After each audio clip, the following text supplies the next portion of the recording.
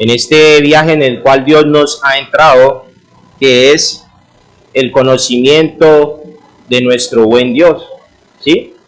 Recuerden que tenemos un apoyo de un libro del hermano James Parker,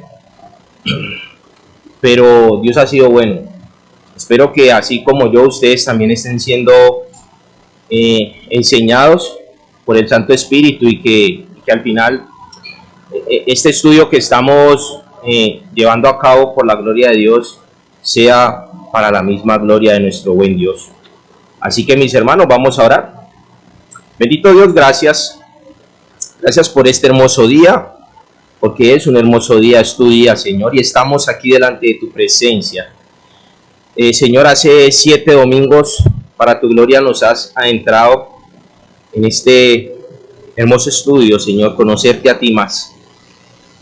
Hoy, como todos los días, te pedimos, Señor, que asista en nuestras vidas. El propósito de este estudio es conocerte y que ese conocimiento nos lleve a glorificarte, a cumplir ese propósito por el cual nos has creado, Señor. Bendito Señor, estamos delante de ti.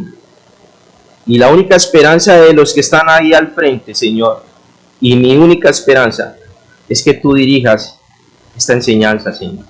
No hay otra, Señor. Permíteme hoy, Señor, menguar. Y crece tú en mí, Señor Dios, para que así podamos cumplir, Dios, con la tarea, Señor, de pregonar tus santas escrituras, tu santo evangelio, Señor. Para que nuestras vidas sean transformadas cada día más y más a la imagen y semejanza de ese varón perfecto, que es nuestro Señor Jesús. Y en el nombre de nuestro Señor Jesús te pedimos todo esto. Amén y amén. Bueno, mis hermanos, hoy vamos a hablar, el tema que nos compete hoy es hablar del único Dios verdadero, y vamos a entrar de una vez en detalle. Cuando decimos, mis hermanos, o cuando hablamos del único Dios verdadero, lo que intentamos hablar es de que Dios, el Dios de las Escrituras, mis hermanos, es el único Dios, y que en toda la esfera de la creación y en el universo entero no hay más Dios. Básicamente esta es la idea principal, y que el apoyo de las Santas Escrituras nos lleven a entender este principio tan sublime. Dios es uno solo. Cuando hablamos de que Dios es uno solo, en este contexto del único Dios verdadero, estamos hablando de que en el mundo entero, en el universo entero, no hay otro Dios, no existe más Dios que el Dios al cual tú y yo adoramos. Déjenme primero llevarlos a un término teológico que es necesario que tengamos presente. El testimonio de las Escrituras, mis hermanos, es que hay un solo Dios verdadero. La creencia en ese solo Dios se denomina teológicamente como el monoteísmo, ¿sí? Y ese monoteísmo viene del griego mono, que quiere decir uno, y teos, que quiere decir Dios. Pero recordemos que frente a esta creencia, el monoteísmo, hay otra creencia, que es el politeísmo, como dijo aquí mi hermanito. Y el politeísmo es una concepción religiosa o filosófica basada en la existencia de varios dioses. Y sabemos que hay muchas religiones en el mundo entero que creen esto. Ahora, esto del politeísmo, esto nace del corazón del hombre, de un corazón engañado por el pecado. Algunas religiones politeístas son la religión tradicional china, el hinduismo, el sintoísmo japonés, la santería y varias religiones neopaganas como el catolicismo romano. Un ejemplo claro es que los católicos romanos creen también que la Virgen es un Dios. Entonces, de esa manera entendemos acerca del politeísmo. Recordemos que todo esto nace del corazón engañado por el pecado. Corazón humano engañado por el pecado. No es otra cosa que no querer sujetarse al consejo de Dios, a la palabra de Dios. Pero a diferencia, mis hermanos, de estas religiones, los cristianos que creemos en el Dios de las Santísimas Escrituras, creemos en un único Dios. Por lo tanto, nos describimos como monoteístas. Entonces, desde ya vamos a empezar a pararnos en la brecha de la palabra de Dios. ¿Qué es lo que creemos? ¿Qué es lo que la Biblia nos afirma y en qué nos apoyamos nosotros? Nosotros nos apoyamos en que la Biblia nos muestra y vamos a ver el testimonio, de aquí en adelante vamos a ver el testimonio de las Escrituras, como la misma Escritura nos afirma de que existe un solo Dios. Cuando hablamos de Él, del único Dios verdadero, estamos diciendo y afirmando de que solamente hay un solo Dios. No hay más dioses. Lo que se denomina dioses en el mundo para otras personas, eso nace ¿de dónde? De un corazón y una mente engañada por causa del pecado, del no querer sujetarse al santo consejo de Dios. Acompáñenme rápidamente a Deuteronomio 6:4, los que puedan hacerlo rápidamente en Deuteronomio 6:4.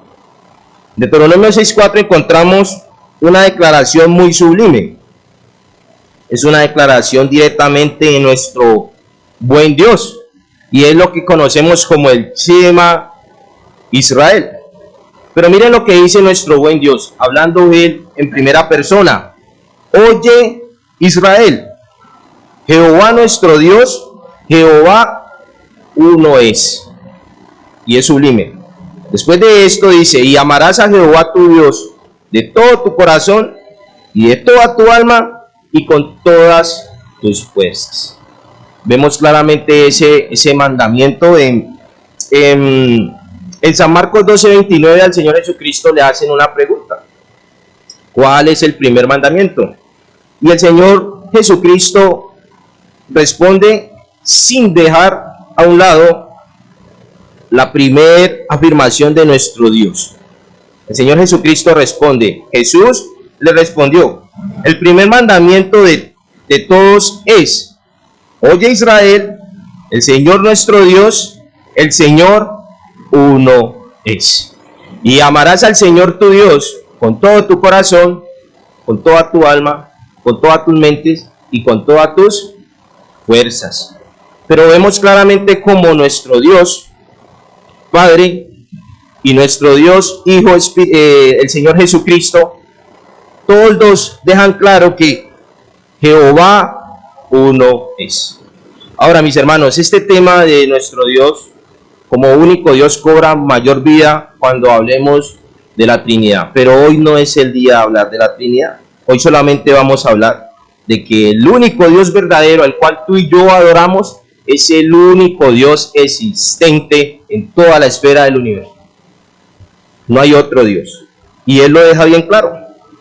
Aquí tenemos que tener presente dos cosas. Primero es que hay un mandamiento: amarás al Señor tu Dios con todo tu corazón, con toda tu alma y con todas tus fuerzas. Pero mis hermanos, estoy completamente seguro de que para que esto suceda en un corazón, digámoslo así, dañado por el pecado, debemos de entender algo. Oye Israel, Jehová nuestro Dios, Jehová uno es. Él es uno. Ninguno puede servir a dos señores, dice la palabra de Dios. Amaremos a uno o aborreceremos al otro. Y dice la Biblia que no podemos servir ni a Dios ni a las riquezas. Entonces, nuestro corazón siempre tiene que estar seguro de que al Dios que adoramos es el único Dios que debemos rendirle toda la gloria, toda la honra y toda la alabanza. ¿Por qué? Porque Él es el único Dios verdadero. Amén. Es importante, mis hermanos, entender que la palabra uno que nos mencionan estos dos versículos proviene de la palabra hebrea echad, que se refiere a una unidad de más de una persona. ¿Sí? Entonces aquí estamos hablando claramente de una unidad. El Señor nos deja claro que Él es el único Dios verdadero. Esta palabra tiene relación también con Génesis 2:24, cuando el Señor dice: por tanto, dejará el hombre a su padre y a su madre, y se unirá a su mujer en el vínculo del matrimonio, y los dos serán ¿qué? Una sola carne, una unidad. Y también en Esdras 3:1 vemos que el Señor dice: se juntó el pueblo como un solo hombre, o sea, una unidad. De esta manera entendemos, mis hermanos, que nuestro Dios es uno solo. Como les digo, después entraremos a ver la Trinidad, si Dios no lo permite, y yo sé que el hermano que se pare a hablar de ese tema, Dios lo usará para no hacer entender a nadie algo que es un misterio, sino para que a través de las Escrituras comprendamos que el misterio de la Trinidad está intrínseco en nuestro Dios, que es el único Dios verdadero. Amén. De esta manera comprendemos que lo que nuestro buen Dios nos está dando a entender es que Él es el único Dios que en toda la esfera de la creación y el universo existe y no hay más. Vuelvo y les digo, mis hermanos, nuestro corazón tiene que verse premiado por esta realidad, por esta verdad, porque de aquí depende la perfecta adoración que el pueblo de Dios le rinde al buen Dios, y ahorita lo vamos a ver. Vamos a seguir viendo el testimonio de las Escrituras. En Deuteronomio 4:39 dice la palabra de Dios así: aprende pues hoy y reflexiona en tu corazón que Jehová es Dios, arriba en los cielos y abajo en la tierra, y no hay otro. Punto. El Señor nos dice: no hay otro. Yo soy Dios, arriba en el cielo y abajo en la tierra, y no vamos a encontrar otro. Mi hermano, y los otros dioses que en el mundo se adoran, ¿qué? Imaginación, que nacen de un corazón pecaminoso. Isaías 43:10, la palabra del Señor nos deja claro y nos dice: vosotros sois mis testigos, dice Jehová, y mi siervo que yo escogí, para que me conozcáis y creáis, y entendáis que yo mismo soy. Antes de mí no fue formado Dios, ni lo será después de mí. Antes de mí, dice el Señor, no fue formado Dios, ni lo será después de mí. Eternamente, y nosotros siempre, por la gloria de Dios, adoraremos al único Dios verdadero. No va a haber más. Isaías 45:18 dice así: porque así dijo Jehová, que creó los cielos. Él es Dios, el que formó la tierra, el que la hizo y la compuso. No la creó en vano, para que fuese habitada, la creó. Yo soy Jehová y no hay otro. Ese es parte del testimonio de las Escrituras, mis hermanos. Ojo, mis hermanos, el no tener una clara comprensión de lo que las Santas Escrituras nos enseñan acerca de nuestro buen Dios nos puede llevar a pecados escandalosos delante de nuestro Dios, a ofender al santo, a ofender el santo nombre de nuestro buen Dios. Y uno de esos pecados puede ser la idolatría, de entender que solamente hay un Dios verdadero que se merece toda la gloria, toda la honra y todo el honor. Es que podemos nosotros llegar a exaltar verdaderamente a ese buen Dios de una manera correcta, como Él nos lo dice, y no caer en el pecado de la idolatría, mis hermanos. Ahora, pregunta: ¿por qué nos dice nuestro Dios, qué nos dice nuestro Dios acerca de la idolatría? En la Biblia tenemos mucha claridad acerca de este tema. Pero si ustedes quieren, acompáñenme rápidamente a Éxodo 23, por favor. Éxodo 23.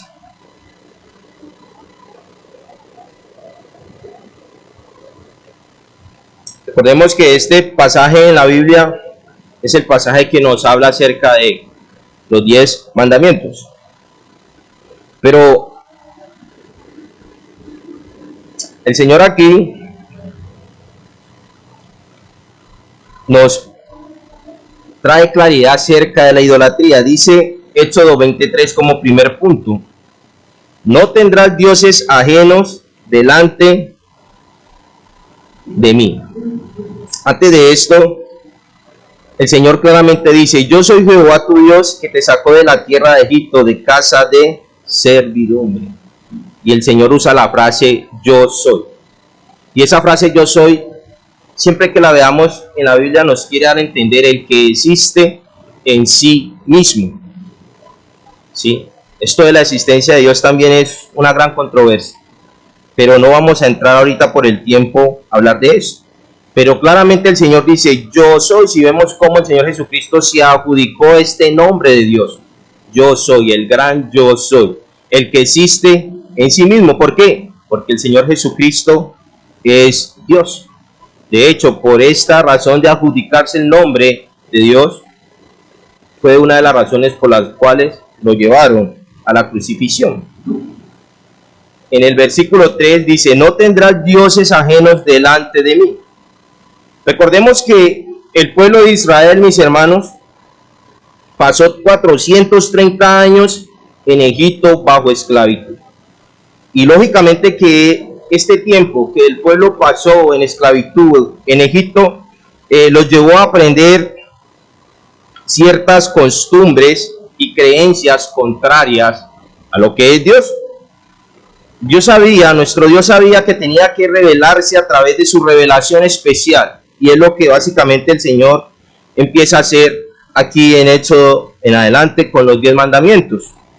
Con su revelación especial, Dios sabía que tenía que revelarse al pueblo y de esta manera mostrarse a su pueblo tal como Él es, para que su pueblo cumpliese con el propósito por el cual Dios lo rescató de la esclavitud de Egipto. Y recordemos que ese propósito está en Éxodo 7:17 y en Éxodo 9:13. Para que me sirváis. Deja ir a mi pueblo para que mi pueblo me sirva en el desierto.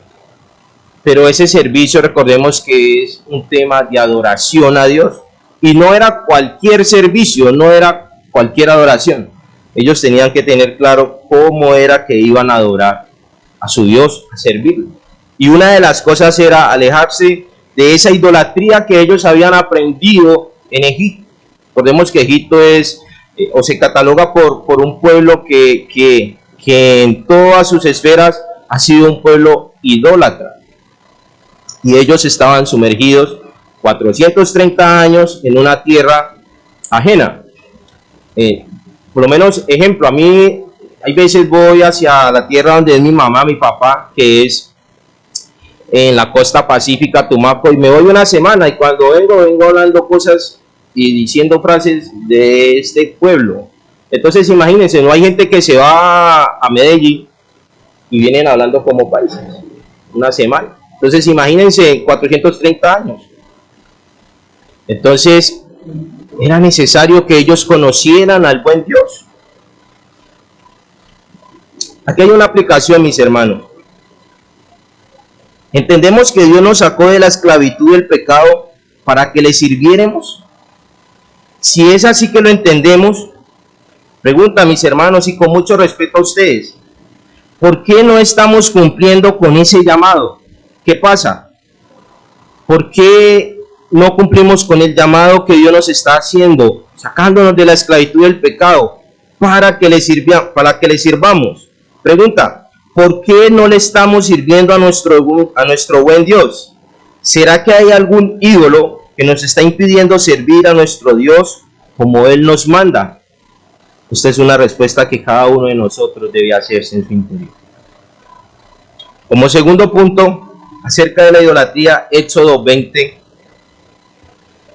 versículo 4 y versículo 6 dice lo siguiente: no te harás imagen, ni ninguna semejanza de lo que está arriba en el cielo, ni abajo en la tierra, ni en las aguas debajo de la tierra. No te inclinarás a ellas, ni las honrarás, porque yo soy Jehová tu Dios, fuerte, celoso, que visito la maldad de los padres sobre los hijos hasta la tercera y cuarta generación de los que me aborrecen. La idolatría es un tema de la maldad del corazón del hombre. Y el Señor es claro y dice que Él visita la maldad de los padres sobre los hijos.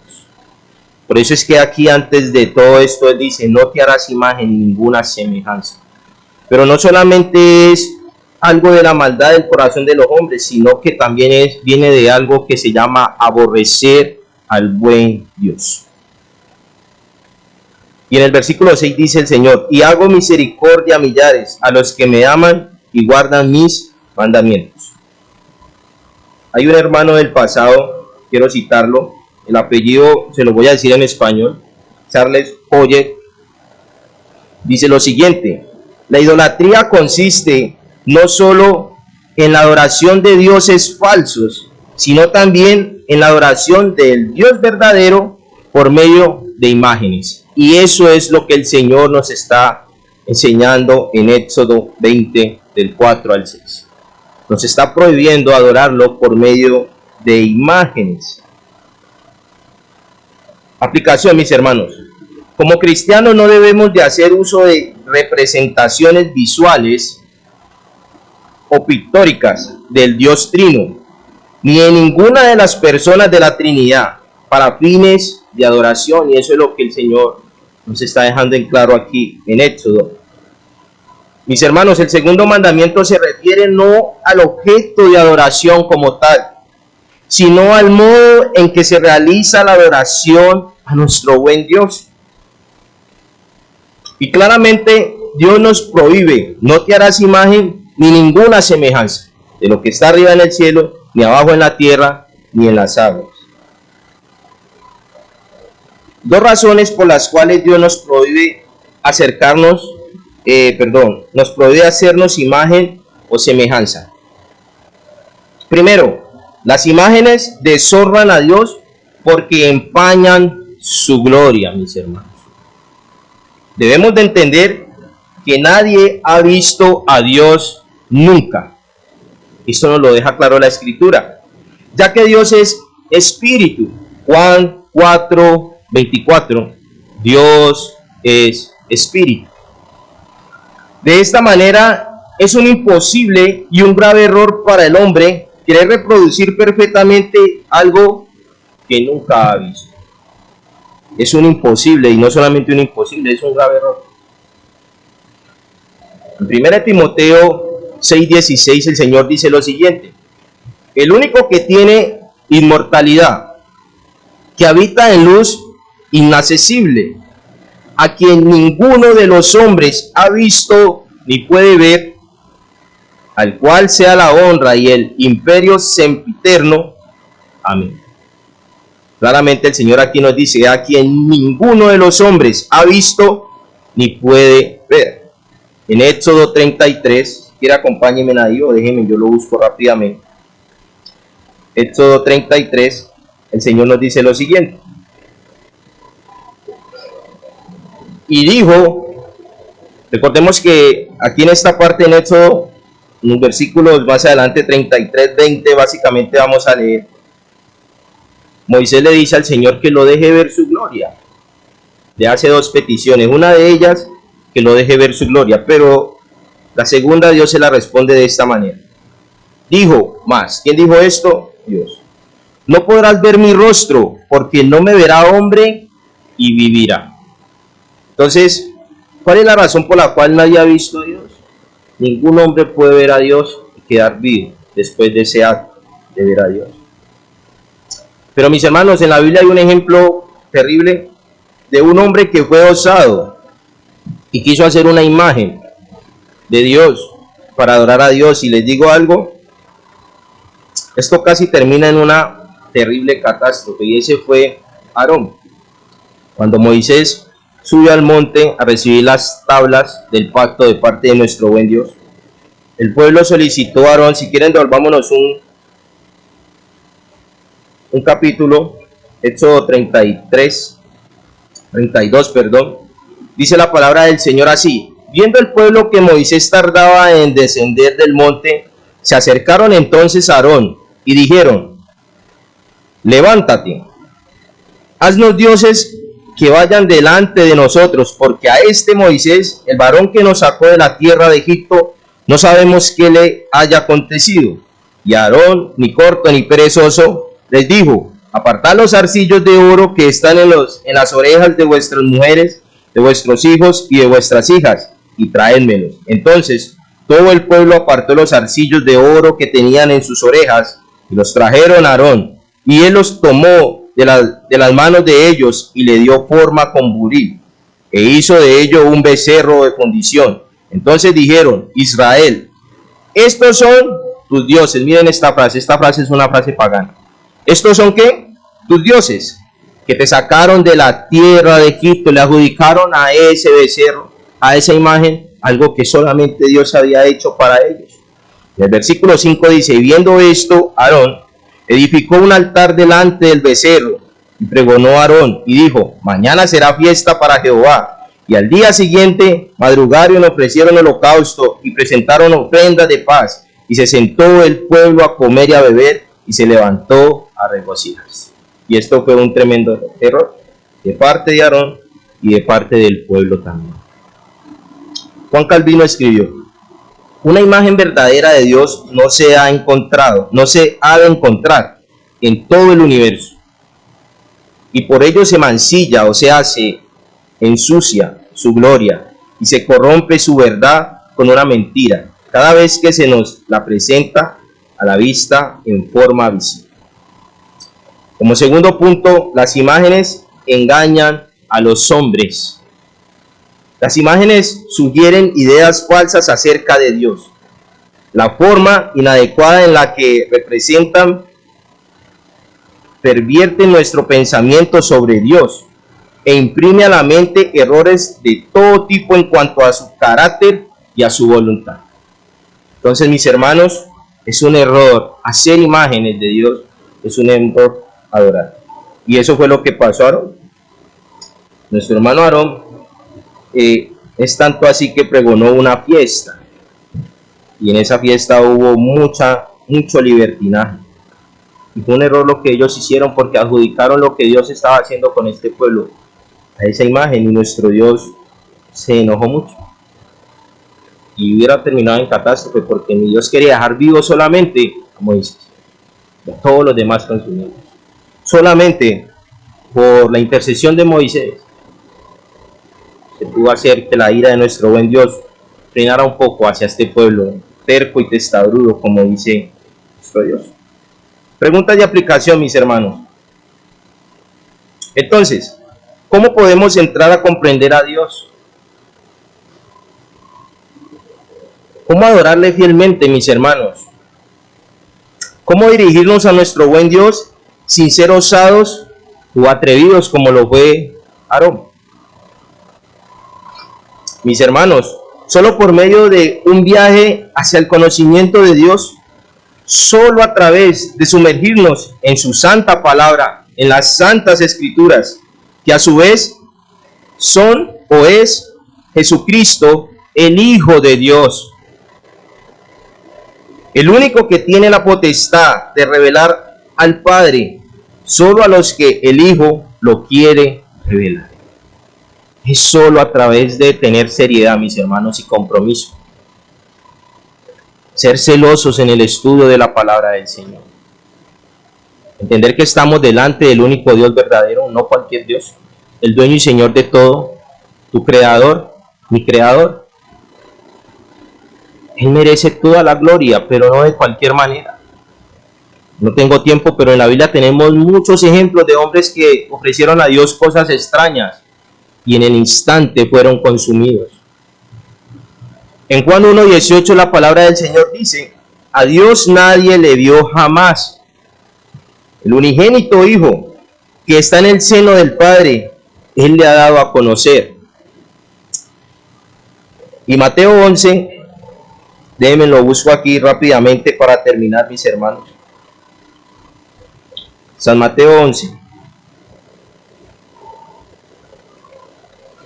El Señor dice así: todas las cosas me fueron entregadas por mi Padre, y nadie conoce al Hijo, sino el Padre, Ni al Padre conoce a alguno, o sea, nadie ha conocido a Dios, sino el Hijo, y aquel a quien Hijo lo quiera revelar.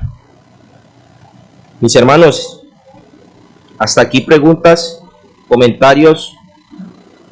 ¿Alguien quiere aportar algo?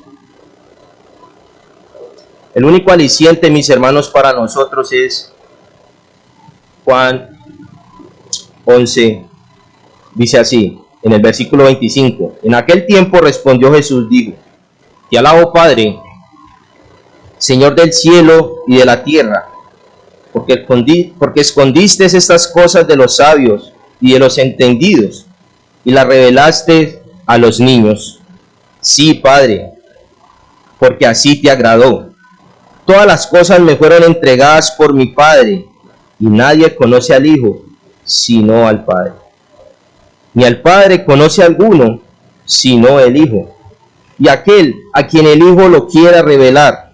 Mis hermanos, esto es una necesidad tan grande, y solamente lo que dice el 29, el 28 y el 29. Venid a mí todos los que estéis trabajados y cargados. Hay cargas, mis hermanos, por estudiar la palabra. Es necesario, yo creo que es lo más importante para el pueblo de Dios. Vamos a Cristo, mis hermanos, Él nos hace el ofrecimiento hoy. Todos los que estén trabajados y cargados, y yo os haré descansar. Lleva mi yugo, dice el Señor, sobre vosotros, y aprended de mí, que soy manso y humilde de corazón, y hallaréis descanso para vuestra alma, porque mi yugo es fácil y mi carga es ligera. Vamos a orar, mis hermanos.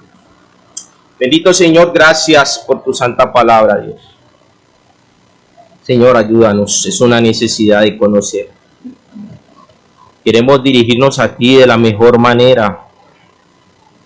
Queremos dirigirnos a ti, Señor, de la manera más sublime, Señor.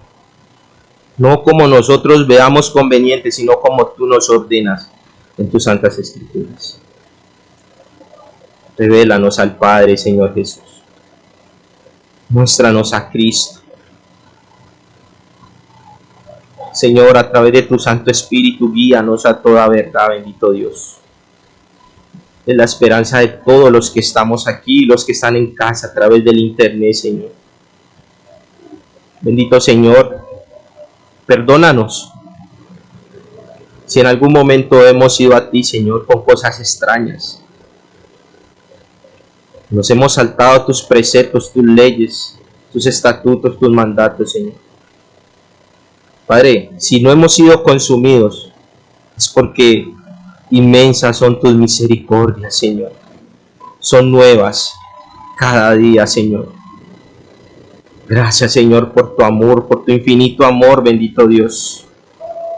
Gracias, Señor, por llevarnos en este viaje de tu conocimiento. Permítenos valorarlo, Dios, valorar este estudio, el esfuerzo que mis hermanos y yo estamos haciendo para que tu santa palabra nos alumbre, Dios, y nos lleve cada día a postrarnos delante de ti, Señor, y a regocijarnos en ti, a alabarte, Señor, y a exaltarte, y a gozarnos sabiendo de que la salvación de nosotros ya está ganada, Señor.